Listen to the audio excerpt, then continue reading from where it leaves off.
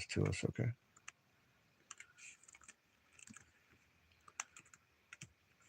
Should have been prepared more. I'm here today to share what I learned during a dark period in my life when I was temporarily involved in the occult. It started when I first became an affiliate marketer for a company called Bouncing Bear Botanicals, which was owned and operated by a pagan dude and his friends and family. I became heavily interested in shamanism because of the content I was writing for the project, due to the nature of the products sold by Bouncing Bear. The project, or operation, was botanicalguides.com. Look it up on the Internet Archives, archive.org. Anyway, I remember using a website called Wikipedia back in the day to learn about the various occult beliefs tied to plants. It wasn't until after leaving the occult that I finally figured out what was going on, and how the warfare that is witchcraft actually works. Plants do have medicinal properties and the potential to do all sorts of incredible things, but they don't have magical powers and they're not little gods. The teachings that herbs have magical powers is where the real hocus pocus takes place. It's the belief in these teachings that opens the door to Satan, which is where any perceived magical happenings that might occur as a result of adopting these beliefs really comes from. And not some magical powers that are dormant within dried plant material waiting to be unlocked and utilized by some sorcerer. Witchcraft works by taking something that's powerless and tricking the victim into believing that it will give them magical powers if they put their faith into it. This is called idolatry. And in the occult, these tools that are used to trick people into committing idolatry are called charms, talismans, sigils, symbols, etc., but the Christian term is idol. These occult tools are actually idols in disguise. Anything that someone worships, even without realizing they're worshipping, or looks to for magical powers, protection, and favors, manifesting, etc., is a god by definition. When the victim of the witchcraft believes the lies related to the objects that they're being told possess magical powers, the idolatry that they commit allows demonic forces to begin to work in their life, thus creating the illusion of power. The power belongs to Satan, and he is merely making you think that it is in your hands. You are ultimately not in charge. In Satan's kingdom, women rule, and they are called witches. Witches use lies, graven images, lust, and their flying monkeys to dominate men and induce major social and societal influence. They're the generals and leaders of armies in Satan's kingdom. The armies that I speak of include Nazis, Freemasons, and satanic temple cults. Remember, Satan flips everything that God has done upside down like the cross. That's their go-to strategy. Hang on, round two.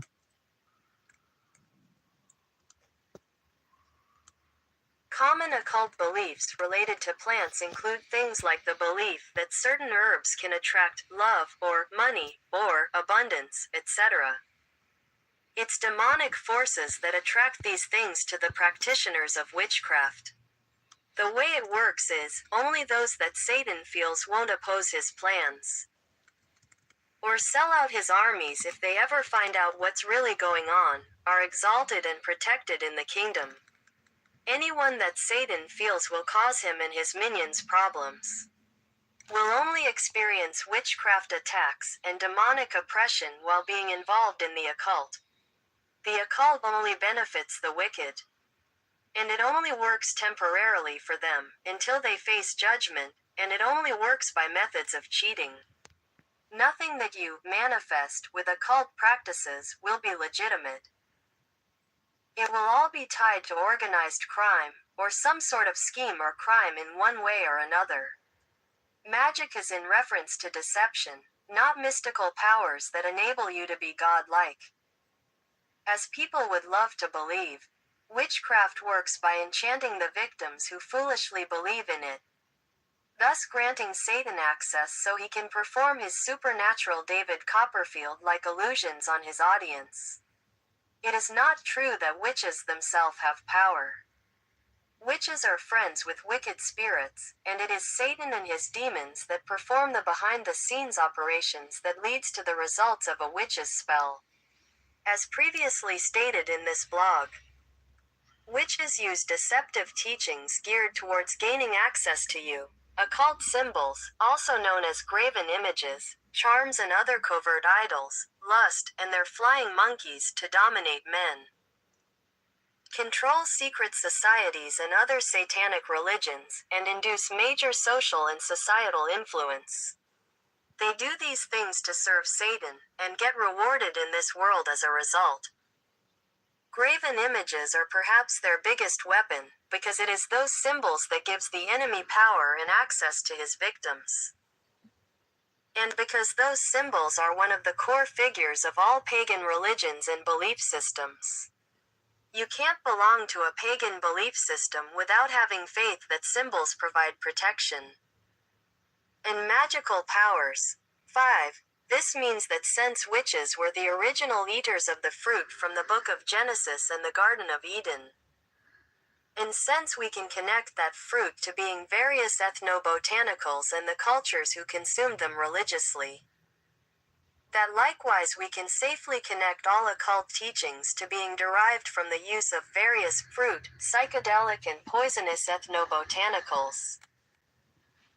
This includes the occult teaching that symbols hold power. The second commandment states, "Thou shalt not make unto thee any graven image." It relates to idolatry. Symbols are covert idols, and they are graven images. In Satanism, those symbols are called sigils, and there is one for each demon. 1. The swastika is a good example of an occult symbol that witches use. And it is a cross-cultural sigil, or symbol. That means not just white people have used it historically, and it is occult. 1, 2, 3. The Nazis made the Jews wear the Star of David. And nowhere in the Jewish or Christian text is there a description of the Star of David being a symbol. It's actually an occult symbol. And one of the many images of the beast and its images, considering that Jews were made to wear it, so they could be identified. 4. This is even covertly mentioned in the movie Office Space.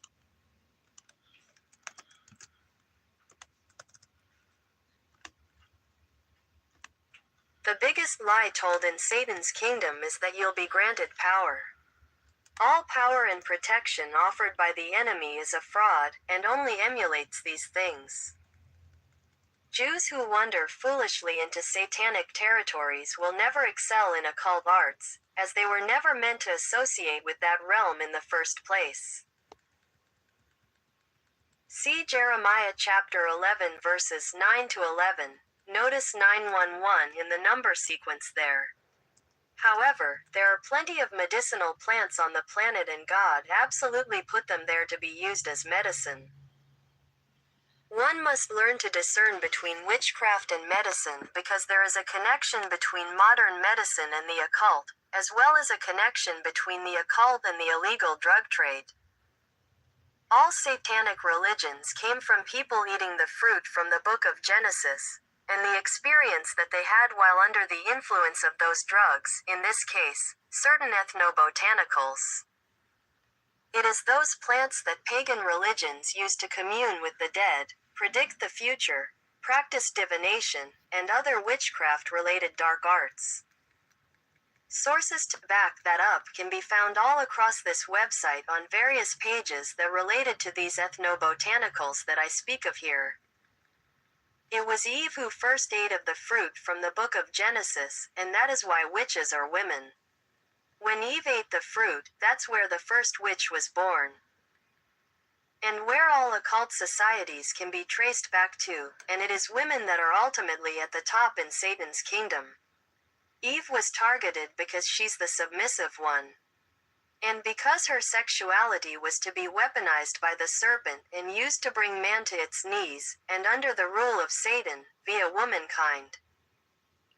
And And that's all, folks. If you want to see the full video, just replay this. It's a new blog I did, and it is bitchin'. I hope you enjoy it. Herbspedia.org.